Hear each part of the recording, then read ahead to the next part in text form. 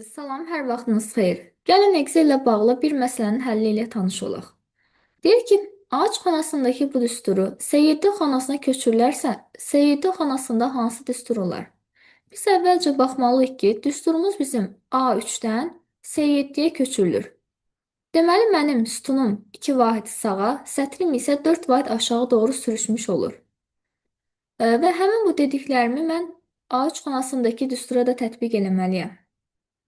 Deməli, A-dan S-yə doğru gedəndə e, B və C. Deməli, iki sütun aşağı doğru irəliləmiş olacaqsa, həmçinin mən bunu gətirib bu düsturda tətbiq eləsəm, B-nin yerində olacaq. B-dən sonra C, sonra D gəlir. Deməli, D olacaq burada. Sətrə isə gəldikdə 3-dən 7-yə gəlib. Deməli, 4 vahid aşağı doğru sürüşmüş olacaq. Deməli, 4 idisə olacaq 8. Sonra var burada S5 vuraq 2. Burada vur 2 çıx 4 olduğu kimi qalacaq. Çünki sərbəst hədləri biz düsturu köçürəndə dəyişmirik. Olduğu kimi qalır. S-dən sonra D, sonra da Y gələcək. Deməli yazırıq burada Y. 5-in də üzərinə 4 gələndə eləyəcək 9. Deməli yekun olaraq bizim düsturumuz B variantında olduğu kimi olacaq.